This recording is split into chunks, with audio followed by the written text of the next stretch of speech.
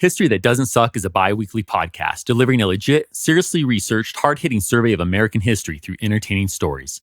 If you'd like to support HTDS or enjoy some perks, like ad-free early releases or patron-exclusive mini-episodes, please consider giving at patreon.com/History That Doesn't Suck.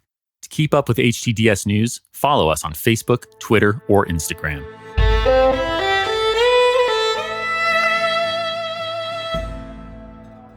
It's an unspecified evening in the summer of 1865.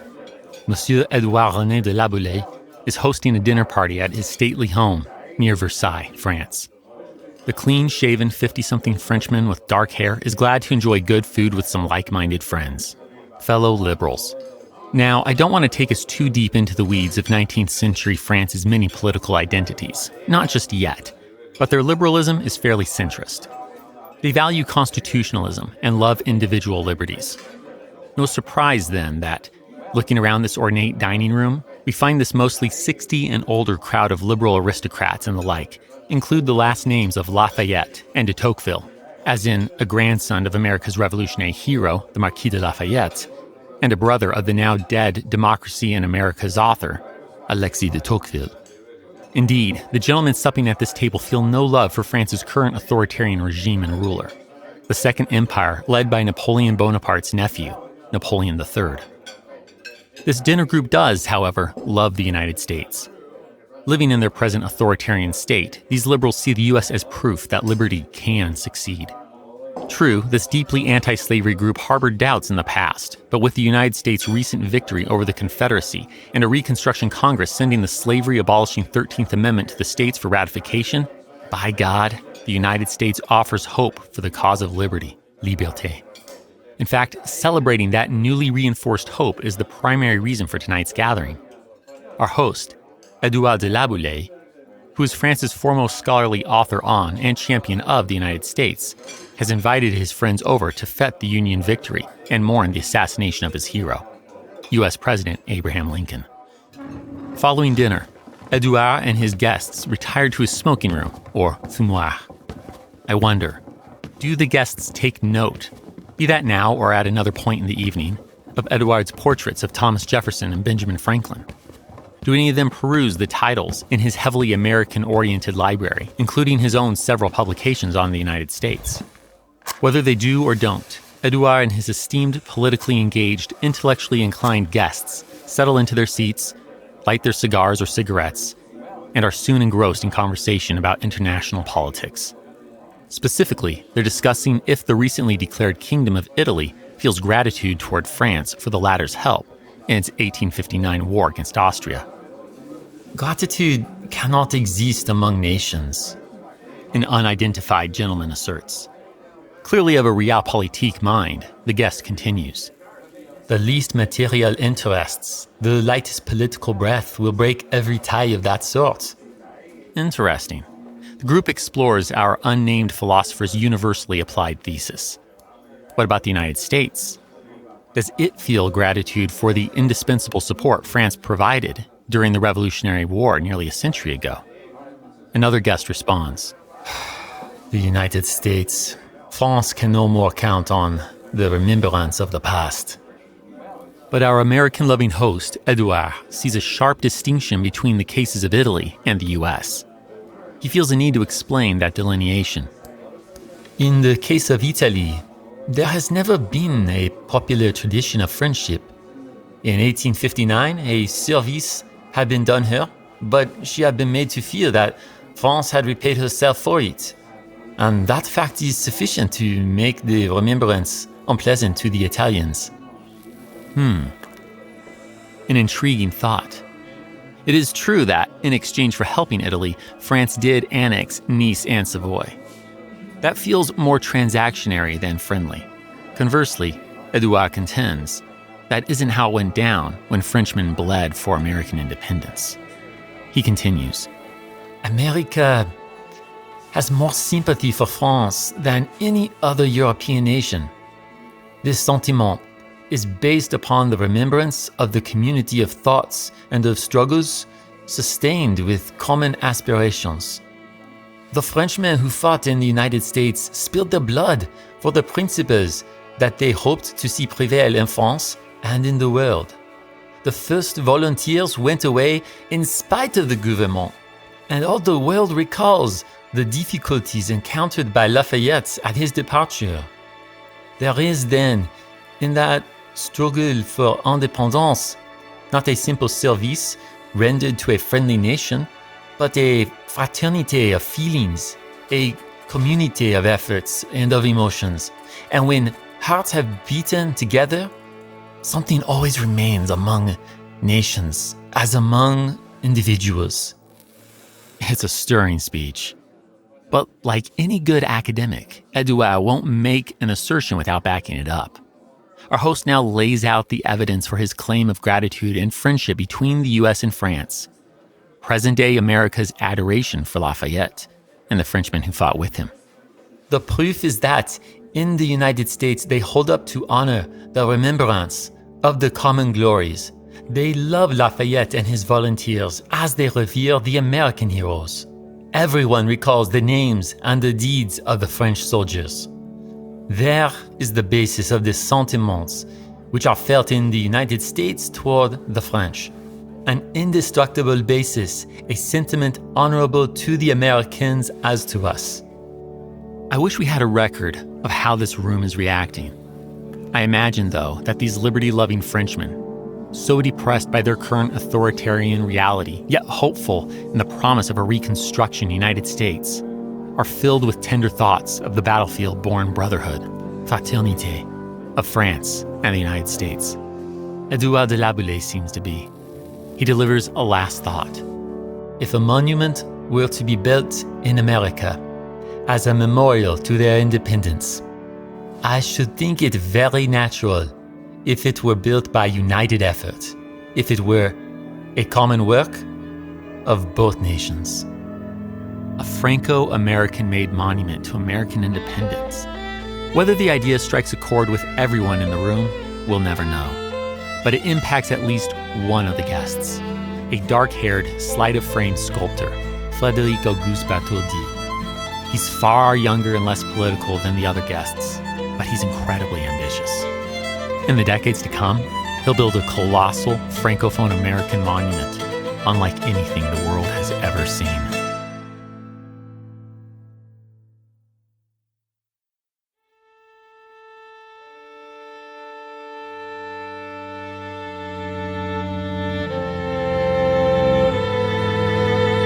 Welcome to History That Doesn't Suck. I'm your professor, Greg Jackson, and I'd like to tell you a story.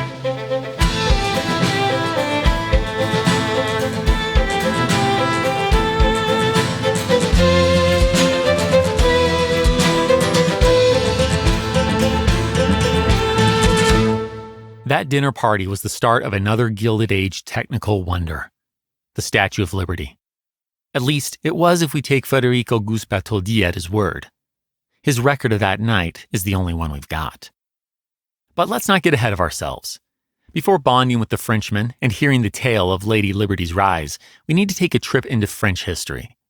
Because even if we wish to question our sculptor's motives, and some do, we still need to understand the idea of some sort of shared Franco-American liberty that he's tapping into.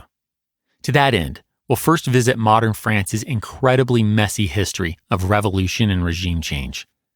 Then, armed with the full historical context of France's struggle for liberty, we'll catch up with the sculptor Frédéric-Auguste Bartholdi and the Statue of Liberty on their long path to New York. And of course, we'll conclude with some thoughts on both the beauty and contradictions of this whole project. It's a lot to cover, and we start by going further back than we ever have on HTDS to follow the idea of liberty from the French Revolution back to this dinner party and on. Rewind. The French Revolution is a long time coming. To understand its causes, we start with the 17th century House of Bourbon king, Louis XIV, who solidifies absolutist rule in France. In short, this means there are no real checks on his authority. Louis makes the French nobility cower as these once semi-autonomous figures compete for the honor of helping His Majesty dress when he awakes in his awe-inspiring palace 20 miles outside of Paris in Versailles. He is the Sun King because, like the sun, everything revolves around him. It's alleged he once asserted, "L'État, c'est moi," meaning, "I am the state." He probably never said it, but the sentiment is true enough as he rules over half a century and outlives 2 generations of heirs. His 5-year-old great-grandson, Louis XV, inherits the crown when the nearly octogenarian goes to the grave in 1715. Louis XV then rules almost as long. His grandson, Louis XVI, succeeds in 1774. Now, France's monarchy may have remained absolutist all this time, but France's intellectuals, called philosophes, are spreading new ideas in this age of enlightenment. For instance, Baron de Montesquieu is arguing that there are 3 distinct powers of government: executive, legislative, and judiciary, and they should be separated. You might recall that I mentioned his influence on America's founding fathers all the way back in episode 15. That doesn't exactly jive with absolutist monarchy. Voltaire is arguing for religious tolerance. A gutsy position, considering that non-Catholics lack legal rights and the Catholic Church's clergy make up a second sort of nobility, or second estate, behind the nobility's first estate. Add to these ideas a massive, partly due to the American Revolution, national debt, shouldered by France's 97% not noble, not clergy population, the third estate, and we've got a revolution. The French Revolution starts out in what we call a liberal, or bourgeois phase. Revolutionaries storm the Bastille. The National Constituent Assembly abolishes feudalism. It produces a charter of universal rights called the Declaration of the Rights of Man and of the Citizen, drafted by the Marquis de Lafayette with input from Thomas Jefferson, no less. It also ends absolutist monarchy by making Louis XVI a constitutional monarch. But by 1792, things are getting dicier. There's war with Austria and Prussia, and back in Paris, on August 10th, revolutionaries attack the king's current residence, the Tuileries Palace. They and the king's protective Swiss guards alike die by the hundreds. More violence follows the next month as revolutionary leaders, amid establishing the first French Republic, no less, also execute over 1,000 political prisoners in the September massacres. The revolution's liberal or bourgeois phase is over. The radical phase has begun. A few months later, in January 1793, King Louis XVI is guillotined. I detailed that for you back in episode 17, so we'll leave it there. Shortly after this, Austria and Prussia pick up more allies in their fight against revolutionary France. And as the foreign threats to the revolution increase, so do the revolutionaries' fear of domestic threats. To save the barely born republic, then, the National Convention creates its Committee of Public Safety. A 35-year-old deputy who sits on the left side of the room in the convention is soon elected to it. And yes, this is where the terms political left and political right come from.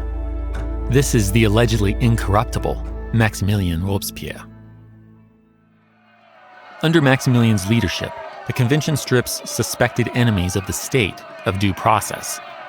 This inaugurates the Reign of Terror, a time when nearly 20,000 people, including the deposed Queen Marie Antoinette, are executed in the name of creating a republic of virtue. But as the Maximilian-led committee takes out fellow revolutionaries, including the less guillotine-happy Georges Danton, and France's victory against Austria and Prussia's coalition begins to look certain, some start to wonder, is the Committee of Public Safety member justly eradicating traitors or targeting political foes? That's a scary question, as Maximilian seems increasingly all-powerful. He's even succeeding in sweeping away the Catholic Church with his Festival of the Supreme Being, which is held at the Temple of Reason, formerly known as the Cathedral of Notre Dame. By summer 1794, as he's accelerating executions in a time called the Great Terror, some National Convention deputies, including fellow terror-supporting Public Safety Committee members, come to fear that Maximilian's next purge might include them. Unless they come for Maximilian first, that is. It's late morning, July 27th, 1794, or to use the revolutionary calendar, the 9th day of Thermidor in the second year of the Republic. We're in the Tuileries Palace's Salle des Machines, where the National Convention meets. Maximilian's fellow committee member and youthful ally, Louis de Saint-Just, approaches the tribune, pulls out a prepared speech, and begins to address his fellow deputies in the semicircle seating before him. I belong to no faction.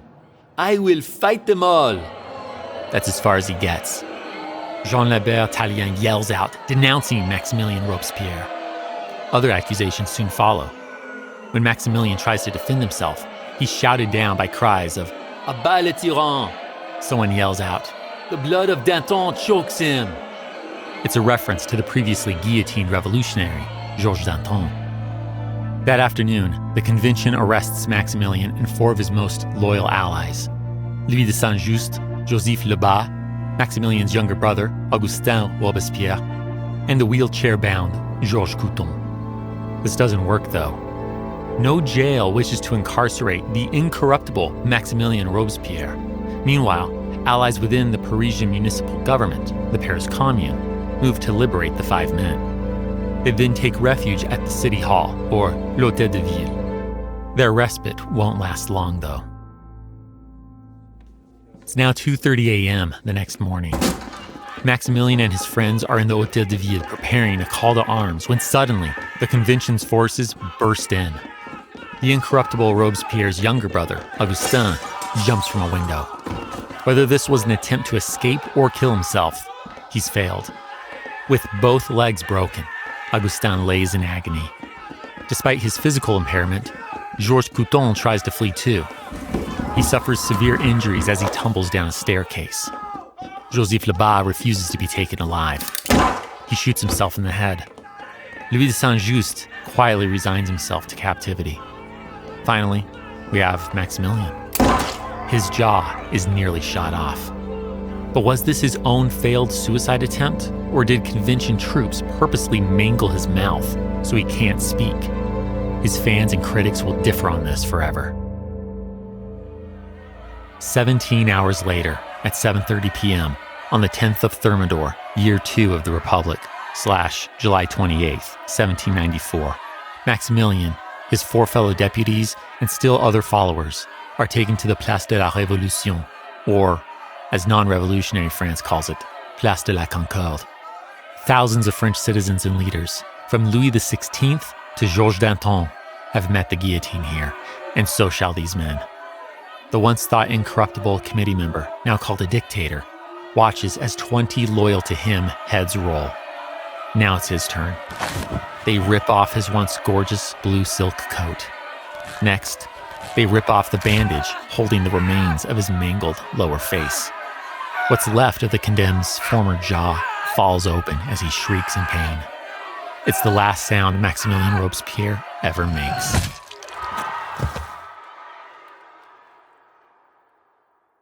Maximilien's foes were more worried about becoming his victim than stopping his methods. Yet it's soon clear that the French people have had enough. The Reign of Terror ends, leaving France to try to figure out where and how their revolution in the name of Liberté, égalité, fraternelle, that is, liberty, equality, brotherhood, took a deadly, authoritarian turn. But sorting this out is easier said than done. From the far left's anti-clerical Republican Jacobin Club to the far right's Catholic Royalists, to everyone in between, who has it right? And since we aren't doing absolutism, who should be allowed to vote? France will bounce all over the political map for nearly a century in something of a national identity crisis as it seeks these very answers. In 1795, a new representative government with a 5-man executive committee is instituted. This is the Directory. Hoping to avoid the excess of the revolution, it limits the vote to wealthy, land-owning men and arrests former leaders of the now defunct radical left political club to which Maximilien belonged, the Jacobins. Yet the regime isn't conservative either. Royalists are no fan of this republican system. In short, no one likes the Directory, so no one will miss it. In 1799, a general who's taller than you might think leaves his troops in Egypt to go to Paris. Yes, this is Napoleon Bonaparte, and in November 1799, a bloodless coup d'etat, or simply coup, meaning to overthrow the government, ends the Directory and elevates him to first consul of a new government, the 3-man executive consulate. But this more centralized form of republican government isn't going to last long either. In 1804, Napoleon moves the needle away from republicanism altogether. The Mediterranean native who speaks French with an Italian accent makes himself the emperor, instituting a regime we now call the First French Empire. Crazy, isn't it? Napoleon, a son of the Revolution, as he's often called since it enabled his rise, is the one who kills French republicanism. Ironically, he's doing so as a French colony of enslaved plantation workers in the Caribbean are embracing the revolution's ideas and overthrowing French rule. This is the creation of Haiti, and as we know from episode 21, it ends Napoleon's interest in the Americas and leads him to sell the Louisiana Territory to the United States. Yet, there is a rhyme to his reason. Napoleon has shed his more radical views and now considers himself an enlightened despot who maintains fundamentals of the revolution, like equality before the law. This is evident in the law system that bears his name, the Napoleonic Code. To his credit, it's so clear and sufficiently fair that it will endure, though plenty modified, into 21st century France. In short, even as he ends republicanism and embraces censorship, his code keeps other gains of the revolution, like ending feudal dues and allowing people to do what they want with their property. And as he continues to extend his code over Europe via conquest, this terminator of republicanism also exports, ironically enough, aspects of the revolution beyond France. I know, this dude is complicated. But his empire doesn't hold up. Though Napoleon controls nearly all of Europe by 1810, the United Kingdom remains aloof. His answer is to implement a block the Brits continental system that prohibits Europe from trading with the industrialized, trade-reliant island power. But Russia isn't playing along, so in 1812, he leads his 500,000-strong Grande Armée to Moscow to teach the Tsar a lesson. Yet, it's Napoleon who gets schooled. He learns the hard way that beating the Russian army isn't the same as beating the Russian winter. He takes Moscow, only to have to march his frozen, starving, depleted forces back to Paris. This is the start of his end. Oh, I'd love to go into so much more detail here, but eyes on the prize, Statue of Liberty. Let's just say that pretty much all of Europe gangs up on Napoleon. He loses, the British have the last laugh. Not only does l'Empereur lose and get exiled to their beyond remote island in the middle of the Atlantic, St. Helena, they'll eventually name a London train station Waterloo. And as luck would have it, the Paris and London Eurostar train will later run to it. Yep, depart Paris, arrive in London, and be reminded of one of the most impactful victories the British and their allies ever had over the French. Come on. I love the French, but that's hilarious. But what should France do now? Well, as Europe pieces itself back together in a conference held in Vienna, France kind of comes full circle. Much to the approval of nervous European monarchs, French elites arrange for the brother of the now long-dead Louis XVI to become king. In a nod to his tortured, dead nephew, who would have taken the throne, this king of the Bourbon dynasty skips the title 17th, instead calling himself Louis XVIII. It's a definite royalist win, but it's no return to the old regime of pre-revolutionary France. This Louis gets that the absolute monarchy is as dead as his beheaded brother. He'll rule as a constitutional monarch under a charter, or La Charte. In 1824, Louis dies, thus becoming the first French monarch or emperor to end his rule without being overthrown, forced to abdicate, or killed since 1774. He's also the last who will ever do so. Louis XVIII's successor, his not-so-young younger brother, Charles X, appears not to get the "don't try to be an absolute monarch" memo.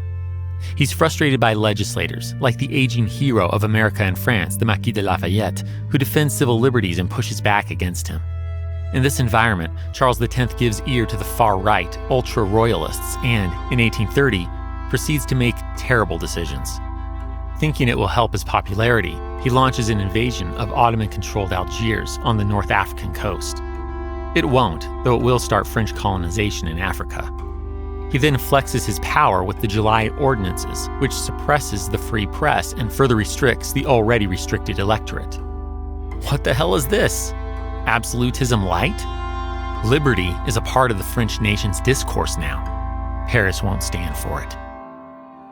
On July 27th, the day after these ordinances come out, a few demonstrators take to the streets. On July 28th, Parisians and royal forces engage in full-on combat, including at the Hôtel de Ville, where Maximilien Robespierre and his deputies were apprehended. On July 29th, with barricades filling Paris's narrow streets and fighters proudly waving the tricolor flag of the long-since-past First Republic, the people take to the Tuileries Palace. The fighting is over. The Second French Revolution, the July Revolution, or Three Glorious Days, as it's known, sends Charles X into exile. Another regime change. So what now? While some hope for a renewed republic under a President Lafayette, that won't happen.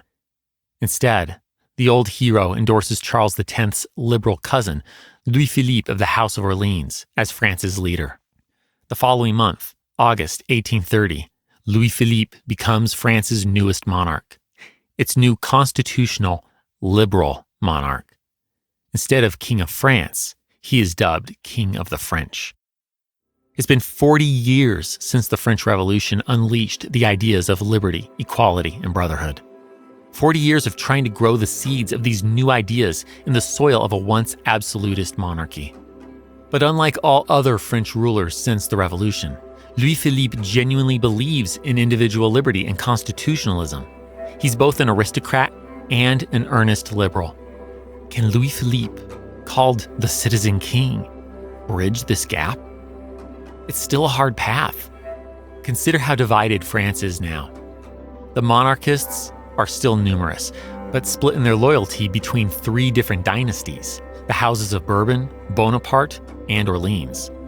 Meanwhile, Republicans feel betrayed by the July Revolution's outcome.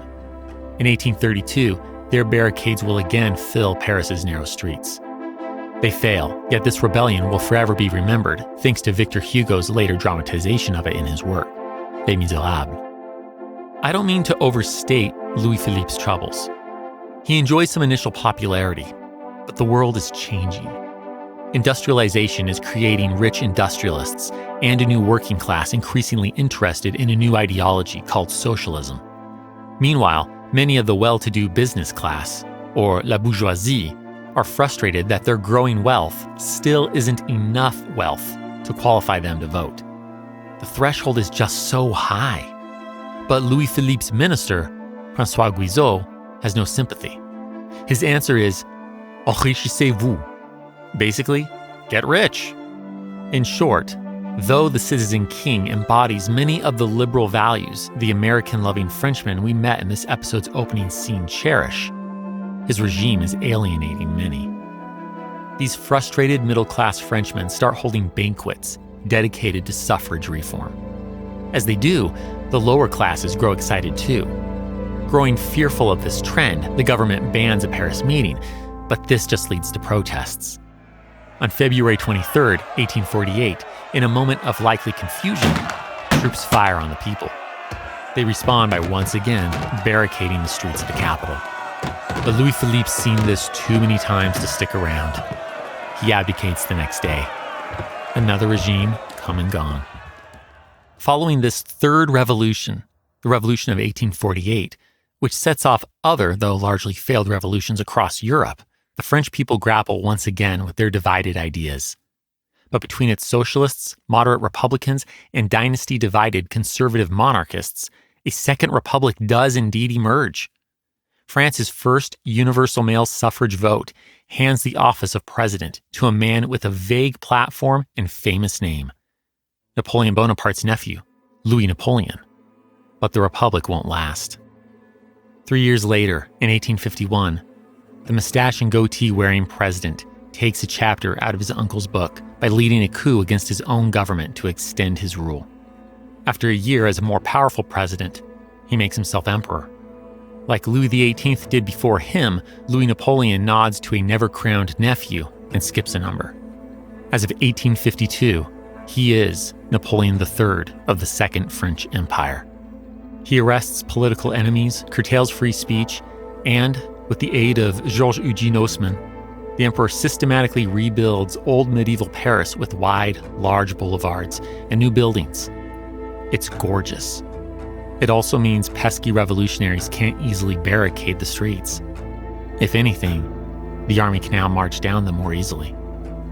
Once again, The ideas of liberté, égalité, fraternelle have been snuffed out. Republicans and liberals of all stripes are crushed. Noted author and devoted Republican Victor Hugo leaves his beloved France for life in exile on the British island of Guernsey. Whew.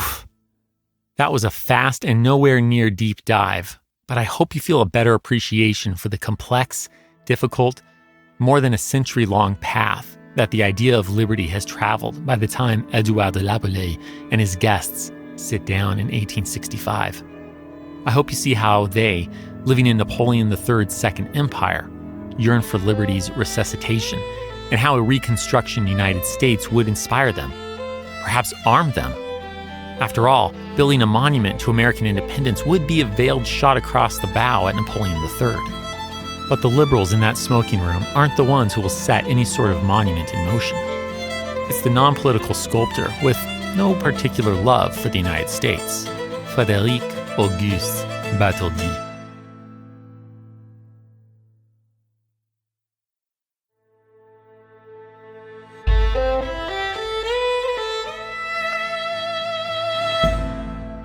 It's August 8th, 1869.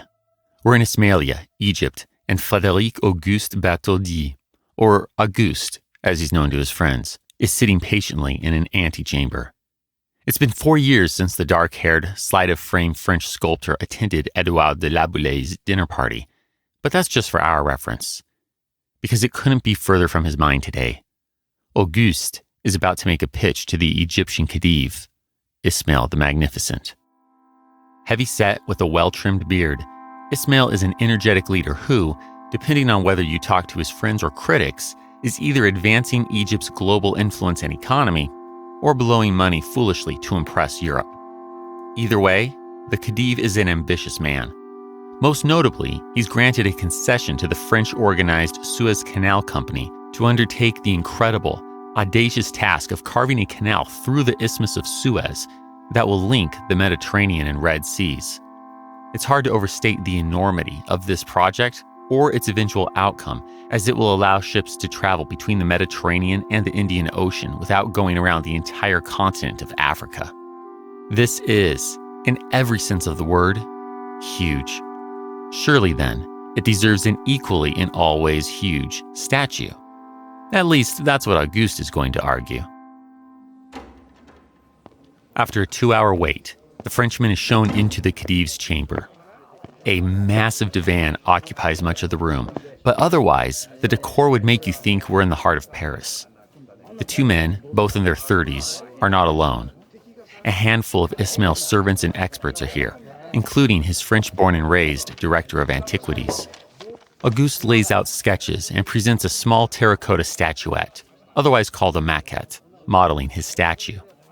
It depicts a strong Arab peasant woman, a fellah, holding a torch with one hand thrust high above her head. Her other hand is low, about waist high, holding out her open palm. The complete statue, Auguste explains, will be 86 feet tall and stand on top of a 46-foot pedestal. It will tower over all in the Suez Canal's harbor, filling sailors with awe as they look at the illuminated statue for guidance, since it will double as a lighthouse. Seeking to appeal to Ismail's sense of modernization and progress while connecting to the lighthouse theme, Auguste calls the colossal statue, Egypt Carrying the Light to Asia. The Egyptian ruler studies the drawings and statuette. Finally, he speaks. I would prefer to see the luminous apparatus moved above her head, in the matter of the fellah woman. The Khedive is referring to the way in which fellah women carry large loads, particularly large water jars, balanced on their heads. Auguste will admit in a letter to his mother next week that he doesn't like the suggestion. But as they say, the customer's always right. Our quick-thinking sculptor politely answers, that would be easier. Auguste doesn't feel this pitch is landing, but he always leaves the door open. I'll leave you the drawings and see you again on your trip to Paris in 2 months. And with that last Hail Mary play, he salutes the Khedive and takes his leave.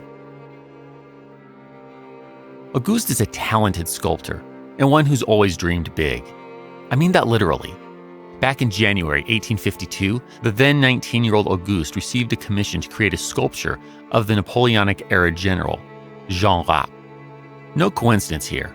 The general and Auguste both hail from Colmar, a town in France's eastern region of Alsace. You'll want to lock that one in. And in a fun Napoleonic connection, this is the same month that Napoleon III officially takes France from its Second Republic to its Second Empire. The final product is good. It receives an award and critiques, but most notably, it's freaking huge.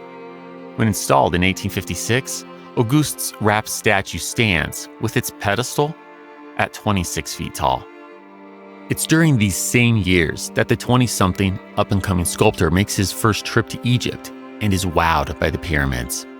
He returns home determined that when, one day, he finds a worthy subject, I will honor that subject by building the tallest statue in the world. Clearly, Auguste has developed a taste for colossus statues, and now, in 1869, it seems the successful sculptor thinks the Suez Canal might be that subject. Alas, it's not meant to be. Ismail the Magnificent does not commission this statue. But in truth, there won't be much time for thinking about art this next year anyway. Like all French living under the Second Empire, Auguste's world is about to be transformed by the Frankoppersion War. Here's the deal. Germany is not yet a single nation in mid-19th century Europe. What we have are 39 independent German states tied together in a German confederation. Austria has been the top dog in this union, but the Kingdom of Prussia is jockeying to dislodge Austria and unify these German states under its leadership. Prussian Prime Minister Otto von Bismarck is all over this. The Realpolitik Iron Chancellor successfully navigates Prussia through two wars in the 1860s that position it as the leader of the northern German states. He needs a little something more to get the southern states to play ball, though. That something comes in 1870, when Napoleon III raises his hackles at the thought of a member of the Hohenzollern dynasty, which already holds the Prussian throne, ruling in Spain as well. Knowing nothing unites Germans like hating on the French, Otto von Bismarck uses a carefully worded telegram to fan the flames. France foolishly bites and declares war. Thus we have the Frankoppersion War. Auguste Bartholdi fights. Worried about his long, widowed mother still living in his nearly on-the-border hometown of Colmar, he requests to be assigned there. Come September 1870, the sculptor-turned-captain finds himself defending the town of his youth. I can only imagine what Auguste must feel, watching terrified people he may well know flee to their homes as rifles crack. The inexperienced captain and his ill-trained men do their best, but it's far from enough. Colmar is occupied. Nor is the war going well elsewhere. Only a week or so earlier, on September 2nd, 1870, Napoleon III was captured at the Battle of Sedan. This leaves a hastily organized French Third Republic trying to pick up the pieces and stave off invasion. Interestingly, though, it's during this dark period of Auguste's life that he finds himself recalling the words of his years ago dinner host, Edouard de La Boulaye. 3 months after his hometown's downfall, in December 1870, Auguste is sent to France's west coast port city of Bordeaux to receive arms and munitions coming from the United States. The 36-year-old capitaine is pained as he hears the ship's officers describe demonstrations in support of Prussia and its united German forces back in the United States. But then, one officer adds a more nuanced observation. Only recently immigrated Germans, he asserts, are demonstrating, and they're not so much interested in French defeat as much as German unification, which they hope will yield a new Germany with the very same liberty they came to the US to enjoy. Basically, he's describing those like John Roebling from the last episode, although I doubt the Prussian-born German immigrant even knew about the war. He died 3 days after it started. Anyhow, this officer finishes by describing these immigrant demonstrators as having become too much Americans and citizens of the great free people to feel hatred towards France, or to rejoice over the misfortunes of the nation which helped to create their new country. Almost a century since the American Revolution, and this officer, who's been to the U.S., says its citizens still remember France's role in their independence. It's this conversation, Auguste will later claim, that makes him remember the after-dinner discussion about France and the United States at Edouard de Laboulaye's place years ago. And that includes remembering Edouard's off-the-cuff suggestion for a jointly built memorial to American independence. The Franco-Prussian War ends the next month, January 1871, with enormous ramifications for France. The French maintain their wartime protected republic, but not everyone loves it. Monarchists are just too split over the nation's 3 dynasties to propose anything else. On the other side, Parisian radicals who want to reform the nation as a decentralized federation ruled by the people declare the capital a commune. In the next few months, a brief but bloody civil war follows. The Third Republic wins, defeating its own Parisian citizens, but its victory comes at a cost of as many as 25,000 lives. The memory of the Commune will cast a long shadow and become a rallying point for radicals globally, as Karl Marx characterizes it as the first proletarian dictatorship in history. Yet none of this turmoil impacts Auguste Bartholdi as much as what the newly united German Empire, the Second Reich, imposes on France's newest republic. It demands France pay a war indemnity of 5 billion francs, and worse, Germany annexes territory along its border with France, 1/3 of Lorraine and nearly all of Alsace. This includes Auguste's hometown of Colmar. Like many French, he'll never forgive the Germans for this, but that's a story for another time. We aren't ready to talk about World War I yet. With his childhood home now a part of Germany and Paris caught in a violent civil war, neither of the cities that have defined so much of Auguste's life are open to him. He returns to the near Versailles home of his former client, now friend, Edouard de Laboulaye. It's almost like a 5 years on dinner party reunion. Auguste finds Edouard is still hanging out with his same pro-American friends, like the Marquis de Lafayette's grandson, Oscar Lafayette. As talk turns to American sentiment toward France, Auguste mentions what the ship's officer in Bordeaux said. All excited, Edouard begins to wax eloquent about the United States once more. Finally, Auguste claims that his liberal friend tells him that, with the 100-year anniversary of the United States declaring independence soon at hand, he ought to go to see that country, propose to our friends over there to make with us a monument, a common work, in remembrance of the ancient friendship of France and the United States. Historians will later question if Edouard really said this. The French scholar's own written records depict him as rather downtrodden after the Franco-Prussian War, uninterested in taking much initiative in anything. Yet, according to the narrative I just shared with you, which Auguste will later prepare for fundraising in the United States, Edouard not only encourages him, but goes on to suggest they'll organize a campaign in France to raise funds. It's details like this last bit that will lead historians to wonder, is Auguste really driven to build a great memorial to American independence and the nation's shared sense of liberty with France? Or is he a driven, ambitious sculptor looking for a good excuse to build the greatest colossus the world has ever seen? Whatever the details of their discussion, Edouard de Laboulaye provides Auguste with letters of introduction. The sculptor calls on his rather senior assistant, Marie Simon, and the two men depart for the United States in June of that same year, 1871. Auguste travels across the nation. He considers various cities and sites, but his favorite is New York Harbor's Bedloes Island. It's currently occupied by a fort, but there, his colossus would stand visible to all ships approaching the United States' largest city. Auguste also meets noted figures such as the poet Henry Wadsworth Longfellow and U.S. Senator Charles Sumner. He even meets current U.S. President Ulysses S. Grant, who says he likes this project. Okay then, nothing is concrete, but surely that is a start.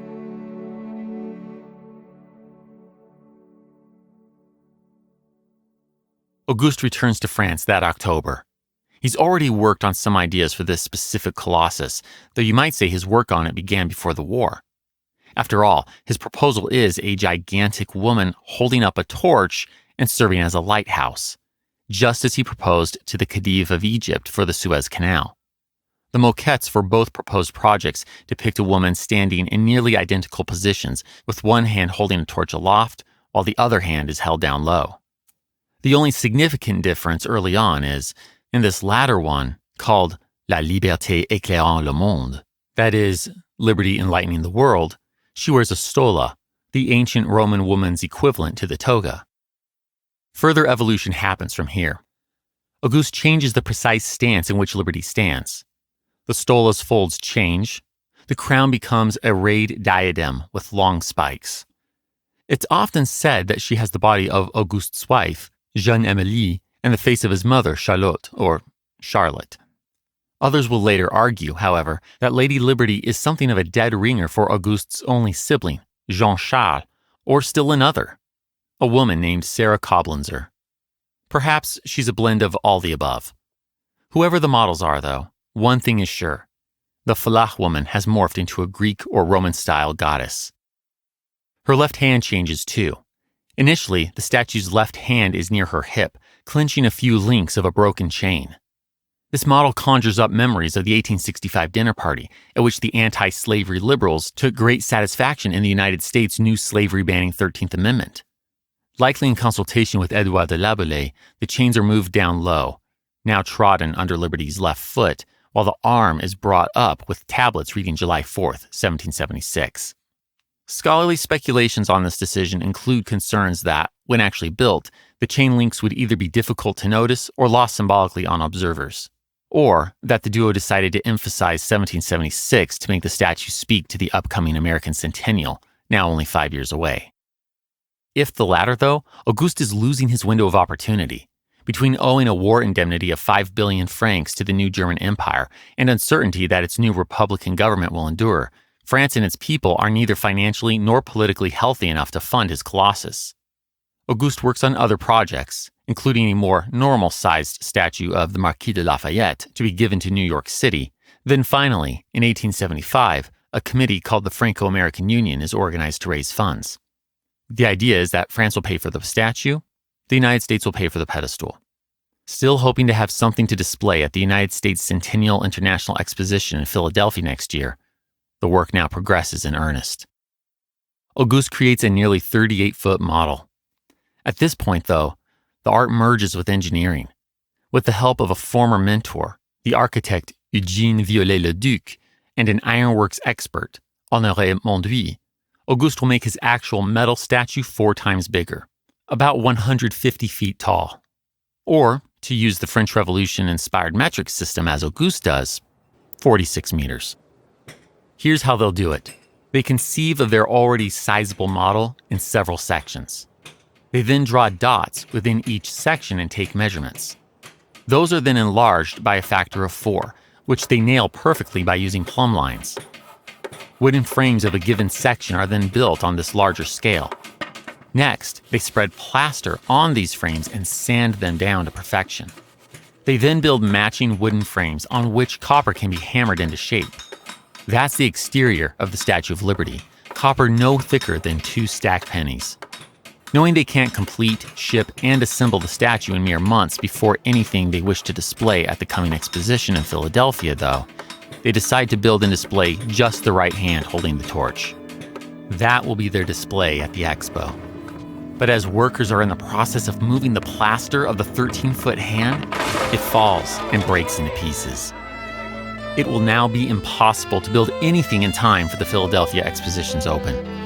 In this moment, that crashing hand might as well have been the crashing of any opportunity to gain exposure and raise funds in the U.S. amid the nation's 100-year anniversary. Auguste is sick at this thought. How on earth can he salvage this? The situation looks hopeless.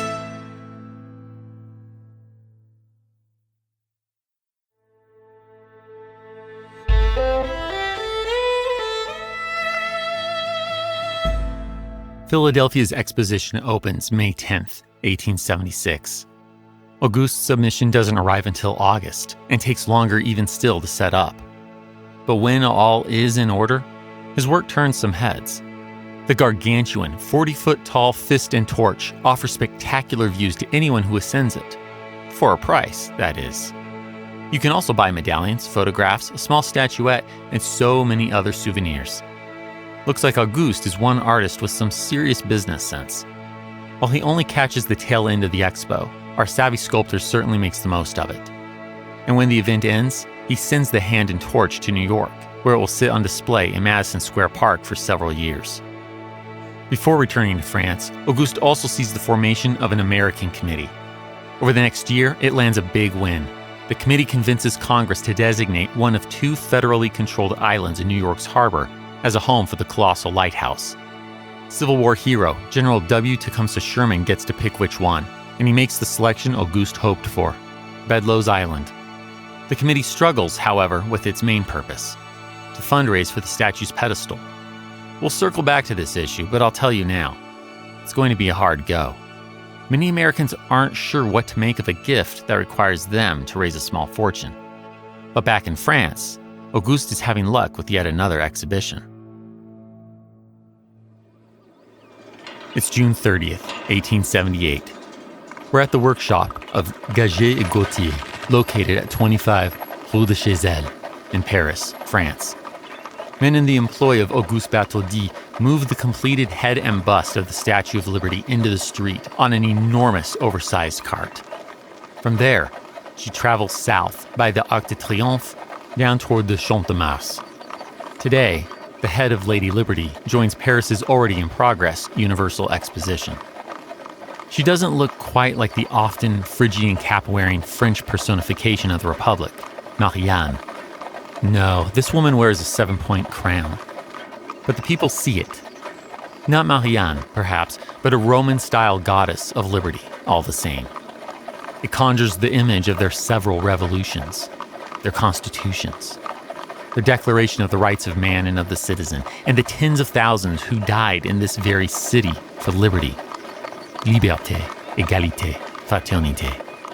And we know this because as the head reaches the Champs-Élysées, a voice cries out, Vive la république! Yes, long live the Republic, which, with the fall of Napoleon III, has been their form of government for 8 years. Countless other voices repeat the phrase. Those voices then turn into a chorus as some 1,500 citoyens spontaneously begin singing the French Revolution's war song that you and I will later know as the nation's national anthem, La Marseillaise. Does Auguste feel a surge of patriotism when he looks at his work?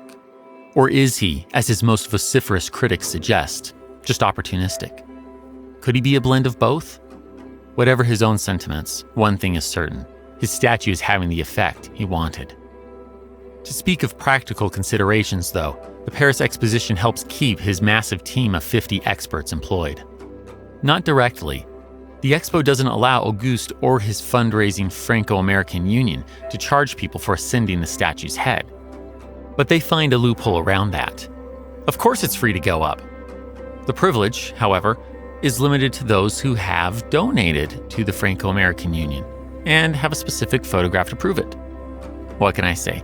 Auguste and his supporters are doing everything they can to collect the necessary funds. Finishing this head has wiped the coffers clean. It's only with the help of a national lottery that the committee manages to raise the remaining funds. With hopes of winning the grand prize of 35,000 francs, the French people buy 300,000 tickets, which will close the last financial gap for the statue, though not its pedestal, in 1880. I'd say Auguste must feel relieved, but he has another crisis on his hands. His mentor and architect, Eugène Viollet-le-Duc, dies in 1879. How on earth will the ambitious sculptor make his copper statue, or lighthouse, stand up and stay up amid the harbor's winds and the copper expanding and contracting temperatures it will face in New York's bay? He turns to a bridge builder, Alexandre Gustave Eiffel. You've heard his name before. Gustave Eiffel's most famous work, the Eiffel Tower, is still ahead of him. He won't build that for another decade. But the well-coiffed and bearded Frenchman had to make a name for himself before building the tower somehow, and he's done that by building bridges. Gustave is a talented engineer. Though given to self-doubts, if anyone can figure out how to make liberty stand, it's him. Here's how he does it. Gustave designs an over 90-foot iron tower, or pylon, to go inside the thin copper statue. Beams then come off the tower, which connect through fittings to the statue's copper skin. This keeps the iron and copper from touching and allows Lady Liberty to expand, contract, and sway as needed. And so, up she goes. As we enter the 1880s, the Statue of Liberty is built in its entirety in Paris. By 1884, Parisians walking in the vicinity of Rue de Chazelle can see the massive, currently orange-red goddess of liberty towering over the 6-story Haussmann-style buildings that were constructed during the reign of Napoleon III. They're welcome to visit, for a fee, of course, got to cover the shipping costs, and Auguste guesses that, in total, about 300,000 people do. Among them is Victor Hugo. As you might recall, the famous author went into exile when Napoleon III ended the Second Republic.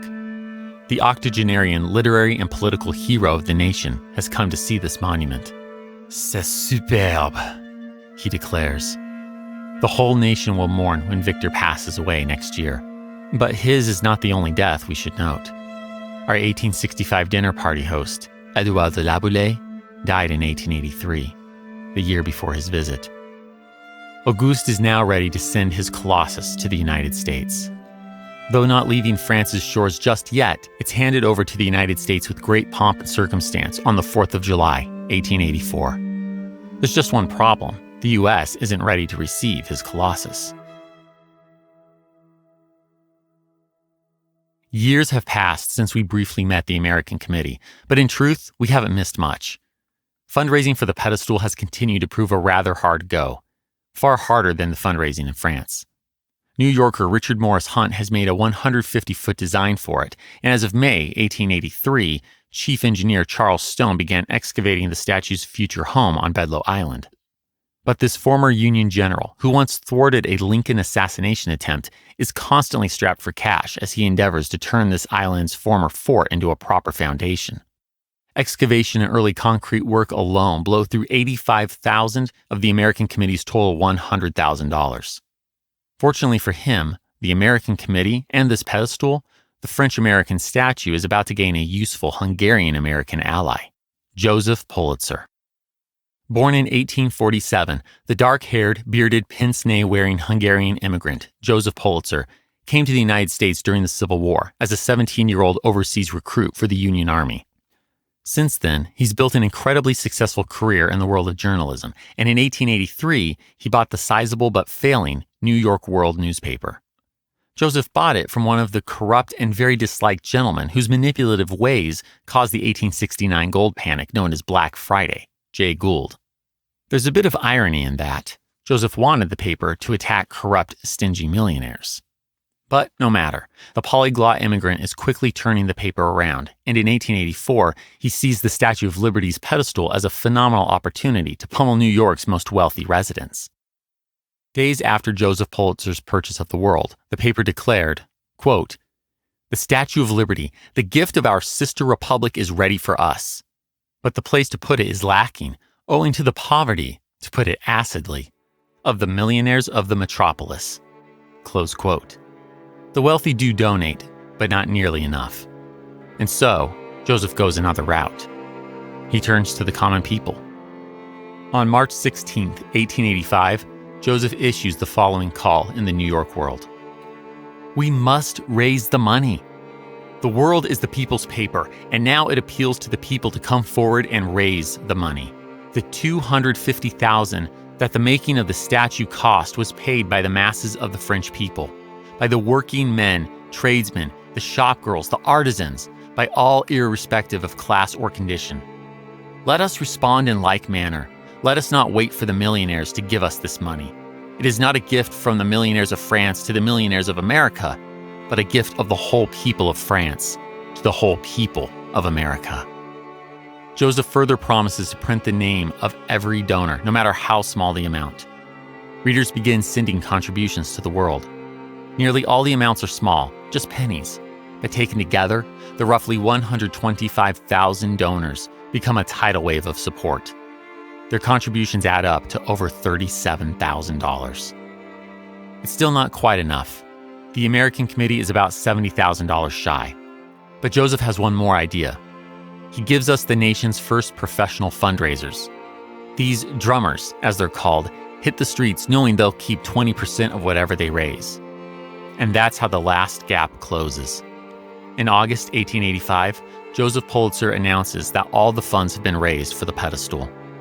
Work on it picks up again as the dismantled Lady of Liberty, who arrived in New York on June 17th, lays in pieces.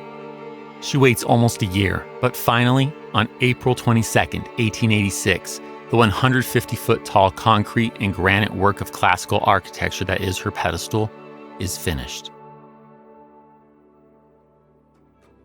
All in all, the French raised roughly $250,000 for the statue. The Americans have now raised over $300,000 to pay for the surprisingly expensive pedestal. One last cost remains: the actual assembly.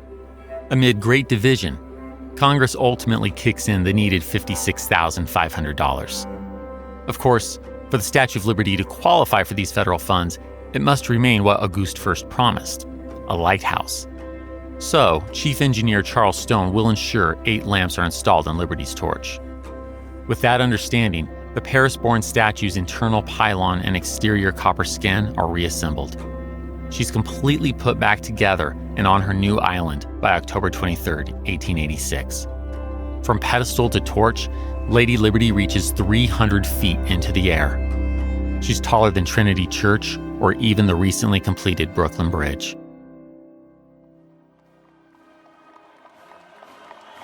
It's now October 28, 1886. The day is gray, murky, and filled with scattered showers, but no one seems to care. After years of talking, donating, and watching her rise, everyone is caught up in the excitement of inaugurating the Statue of Liberty. Joined by Brooklynites crossing the newly completed Brooklyn Bridge, New Yorkers crowd the streets of Manhattan to watch the parade. And there's plenty to see. This parade is some 2 miles long.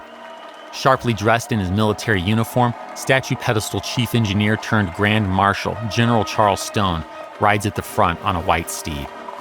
Behind him are 20,000-plus parade participants, ranging from active military to Civil War vets, firefighters, police, social clubs, flower girls, students, bricklayers, you name it.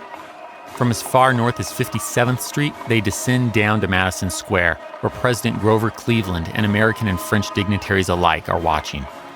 From here, the paraders continue down Fifth Avenue and make their way to Park Row.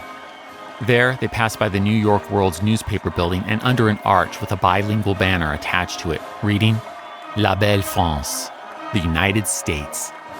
Vive l'entente fraternelle des deux républiques, which translates roughly as, Live long the brotherly harmony of the two republics. Yes, there's plenty of talk of liberty, equality, brotherhood, and the now long-dead Marquis de Lafayette today.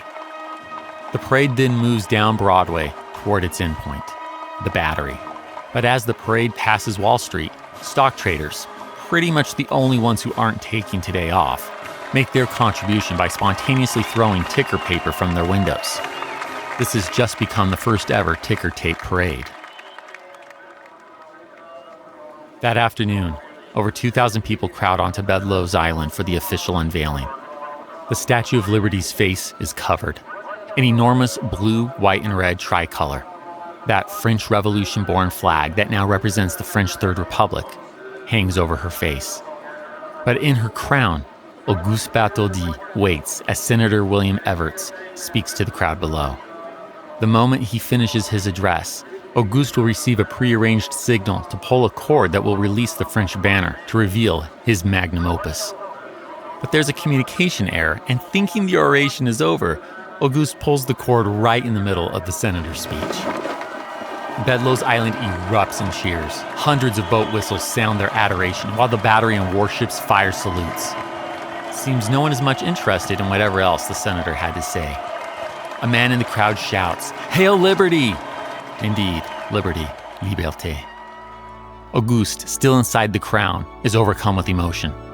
Tears flow freely as he hugs his dear American friend and fundraiser, Richard Butler. Finally, it's done. His big daughter, as she's called, the Red Colossus, is home. Meanwhile, President Grover Cleveland, down below, officially receives the statue, proclaiming, quote, "She holds aloft the light which illuminates the way to man's enfranchisement. We will not forget that liberty has here made her home, nor shall her chosen altar be neglected. Willing votaries will constantly keep alive its fires, and these shall gleam upon the shores of our sister republic. Reflected then, and joined with answering rays, a stream of light shall pierce the darkness of ignorance and man's oppression until liberty enlightens the world.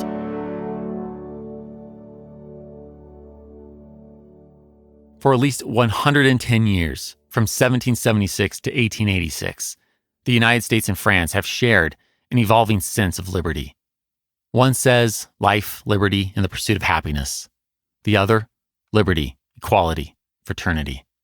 And for those involved in the Statue of Liberty's creation, be that the 1865 dinner party host, Edouard de La Boulaye, those at the 1886 inauguration, or still so many others in between, the Statue of Liberty reflects those values. But that isn't the case for all. Amid the failures of Reconstruction, Jim Crow laws are actively taking liberty from the nation's black citizens. They might be left to wonder just how shattered the chain at liberty's feet really is.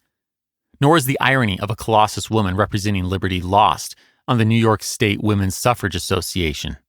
Amid those boats celebrating the statue's inauguration, more than 200 of these intrepid women are on a rented boat, actively voicing their disapproval as they don't have full rights. Of course, the same can be said of the French, who also deny women the right to vote and, at this point, are growing one of the largest colonial empires the world has ever seen. Likewise, many will continue to argue over the real desires of Auguste Bartholdi. Was he just an egotistical sculptor, determined to build a colossus, be that in Egypt, the US, or elsewhere, who simply tapped into the narrative of liberty? Or did he really see liberty as an ideal worthy of a colossus? And from celebrating Reconstruction to American independence, a transatlantic friendship, and liberty, what exactly is the meaning of this evolving statue? Of course, none of these are mutually exclusive. The statue has, does, and will yet mean so many different things to different people, just as Auguste likely had both selfish and noble aspirations driving him. But personally, I like the word evolving. Because, in truth, the Statue of Liberty not only has a multitude of meanings, but one of her greatest doesn't come from Auguste or any other man involved in her creation. This one comes from Emma Lazarus, who, in 1883, wrote a poem for a Statue of Liberty fundraising auction. Deeply concerned about refugees, the young Jewish woman and New Yorker focused her sonnet on how the statue would welcome these and other immigrants coming to the United States, seeking a better life, seeking liberty. Years later, the poem will be added to the statue's pedestal.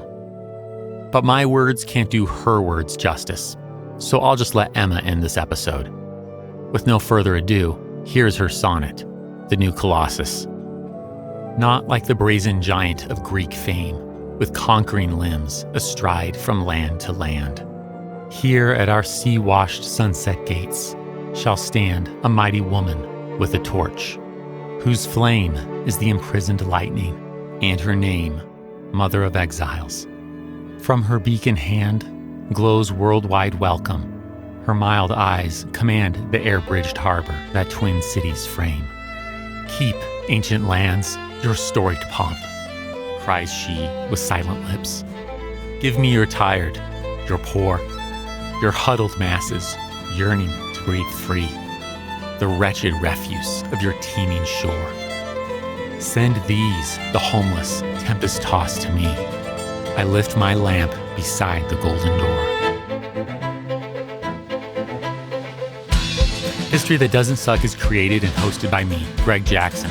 Episode researched and written by Greg Jackson. Additional research by Zachary Weaver, Ryan Griffith, Kelsey Dines, and Will King.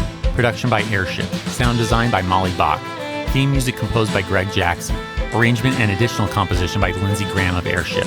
For a bibliography of all primary and secondary sources consulted in writing this episode, visit htdspodcast.com. HTDS is supported by fans at patreon.com/history that doesn't suck. My gratitude to you kind souls providing funding to help us keep going. Thank you. And a special thanks to our patrons, whose monthly gift puts them at producer status. Annette Averill, Boxcar Barrett, Henry Brunez, Will Caldwell, Christopher Cottle, Jason Carstens, Bryce Chaplin, John Frugal Dougal, Bob Drazovich, Dro Dobus, Duke DeKellis, Michael and Rachel Ercolini, Diego Fletes, Andrew Fortunati, Kyle Gensler, Lee Goldman, Jennifer in Houston, Brad Herman, Jeremy James, Dex Jones, John Keller, Todd Kime, Aaron Lapellis, Chris Mendoza, Rich Miller, Michael McWhorter, Jeffrey Moots, Nick Navoda, Fox Osborne, Amanda Parker, Christopher Pullman, Sean Reagan, John Schaefer, David and Alexander Sharp, John Savage, Scott Slaymaker, Kirk Somero, Bill Thompson, Brandon Unheim, TJ Walker, and Jeffrey Watts. Join me in 2 weeks, where I'd like to tell you a story.